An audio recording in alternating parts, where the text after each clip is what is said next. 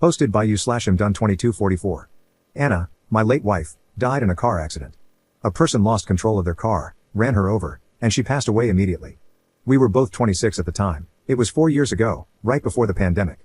We were having a tough time as a couple. She was extremely jealous of me and also very protective of her phone.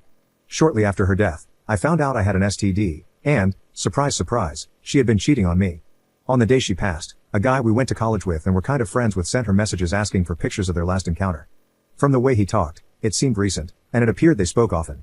I was able to access her phone and laptop, as she hadn't changed her passwords. She would always ask to check my phone, and I would ask for hers in return, so I knew her password. There wasn't much on there because she had either deleted everything or hidden it very well. However, the most recent messages were still there since she obviously couldn't delete them after her death. While looking for the pictures he asked for, I found photos of her and him deep in a random folder at her workplace files on her laptop. In one of them, she had short hair, which she only had right after we got engaged. So, she had been with him for at least 3 years out of our 6 years together. I also found pictures of 2 other guys, but I have no idea who they are, and there were no messages from either of them. I messaged the friend and told him that I knew, shared that I had an STD, and said that I wouldn't reveal it to anyone, wanting it to be kept a secret forever. I asked him if anyone else knew, and he said his ex knew, but that he would talk to her. I decided, for the sake of her parents and siblings, that I would pretend she was a great person and let them keep their beautiful memories of her. Anna's older brother, Thomas, 34M, is a good friend of mine to this day. I would even go as far as to say we're best friends. 2 years after my wife's passing, I was ready to date again. Thomas said he knew the perfect girl for me, he just wanted me to be sure I was ready for something serious before introducing us. It was his sister-in-law, Laura, 27F. We only knew each other superficially and hadn't really talked before our first date. I fell for her quickly and deeply. We started dating, and about 3 months in, we were already saying I love you and I told her I was going to marry her. It has been a little less than 2 years now, we are engaged, and I have never been this happy. I told her all about my relationship with Anna. I still have the evidence of what Anna did stored away on my computer, just in case, and I showed it to Laura. She cried a little and comforted me, but I assured her I was fine and that I was over it. The problem is with Anna's family, especially her mom and sister. Ever since Anna's passing, every time they talk about her, people want to hear me say something. They ask me about her and try to include me in conversations about her. Anna was such a good cook, right, Op? I loved when she and Op would banter, remember, Op? Stuff like this. In the beginning, I managed by saying it was difficult for me to talk about her and that I wasn't ready. They let me be for a while, but ever since I started dating Laura, I haven't been able to use the I'm not ready excuse. Her friends, sister, and mom get annoyed if I don't sound enthusiastic or depressed. I've learned it's easier to look depressed. Also, if I talk about Anna in any way that doesn't portray her as an angel who blessed us with her presence, I get side-eyed. Thankfully, Thomas and her father are great guys and don't push me too hard on this. Her dad is always grateful that I attend family gatherings, as we like to talk about our field of work, and he always says he considers me a son. Her mom and sister, though, get upset if I try to dodge the topic of Anna. Her sister even said out loud once that it's obvious I didn't love Anna. She apologized afterward, but, I mean, she isn't wrong. By the end, I didn't, and I sure don't now.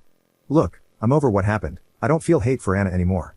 I sometimes catch myself wishing she were alive, just so I didn't have to pretend anymore, but also because her death was a tragedy. A lot of people loved her. Her friends organize a reunion for her birthday, and those are incredibly hard, but I still go because I know how much she meant to those people, even though I know her affair partner will be there. But this is all starting to get to me because it's affecting Laura. I can't say I love her in front of these people. I can't even hug her without Anna's sister getting all moody. Her best friend has stopped speaking to Laura. They were friends too. Anna's mom even came to us at Thomas's birthday party last week and asked us to stop dancing to respect her grief. She also contacted my mom and Laura's parents, saying she was incredibly disappointed that I proposed to Laura so soon and that we're moving too fast. It's been 4 years. Even if Anna hadn't been a cheater, more than enough time has passed. I'm just over it, and I'm seriously considering telling them all what happened just to get the weight off my back. Would I be wrong if I did this? Update 7 weeks later. Hello again, sorry for not replying to most of you. There were too many comments, and I wasn't able to respond to many. Thank you so much for caring, though. I had used Reddit for advice on a work-related issue in the past, and it was helpful. I feel like it came through again. I'm only updating because I received so many DMs asking for it, and I hate when I read something with no resolution. As I think there's no harm in doing it, here I am.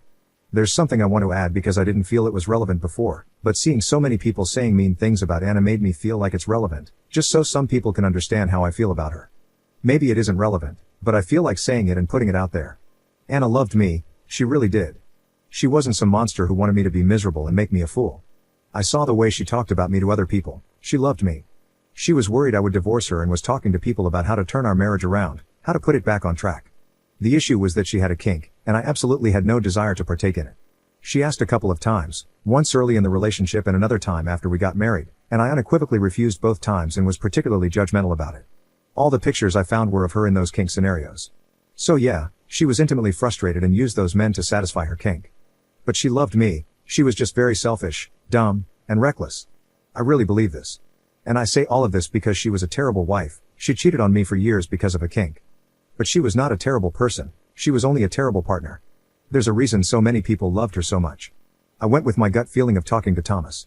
It seems like a lot of people came to the same conclusion, that this was the best way to handle it. Laura and I went to his house, and we talked to him and his wife, Laura's sister. I told them that I was only bringing this up now because my life and Laura's are being affected by how people perceive me as Anna's husband. People want me to be a memory of her life, when in reality, being reminded that I was married to her feels like a gut punch, and I'm at my limit. But I kept on trying because I love her family, and I know how much she meant to many people. I told them that I did not love the person she became when she died, and that we were probably headed for divorce soon, even without the things I learned. The only reason I didn't share it with anyone was because I didn't see a point in tarnishing her memory and changing people's perception of her when it wouldn't matter to anyone, and it would only bring pain to those who loved her. Now, though, this decision is biting me because I also have to act like she was perfect. The reason I told them this way was so they could opt to know more if they wanted, but if they'd rather stay ignorant of the situation, they could. Thomas wanted to know everything, so I told them. He asked to see the proof, and I told him that the pictures were intimate and graphic, and it wasn't a good idea for him to see them. He asked his wife to see them. I showed them to her, and she confirmed to him that it was real and that they were really bad. She actually flinched looking at them. He asked if it was only one time. I told him it was with 3 different guys, and one of them went on for at least 3 years that I knew of. He was mad, cussed a lot, not at me, but at the situation. I started to regret everything at that point. He said, "Jesus Christ, why is she so effing stupid?" He called Anna stupid a bunch of times.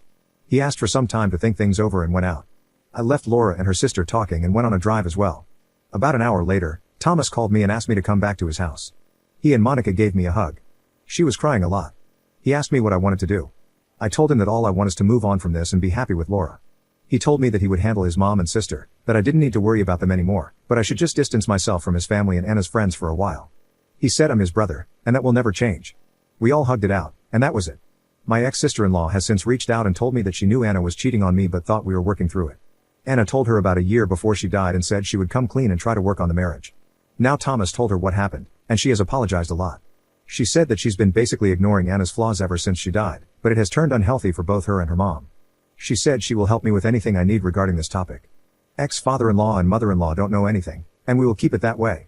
I will try to make time to hang out with my father-in-law from time to time, and considering he and my new father-in-law are good friends, Thomas and I have been talking about taking them fishing, golfing, or maybe just going to a bar, stuff like that, at least once a month. And as for my ex-mother-in-law, I just keep my interactions to a minimum. So yeah, I think it worked out well. Another thing is that Laura wants to speed up our wedding planning, so hopefully we will get married in March or April. Before, we were talking about having a long engagement, but there's no point in waiting, we both know what we want. And I'm happy, very happy.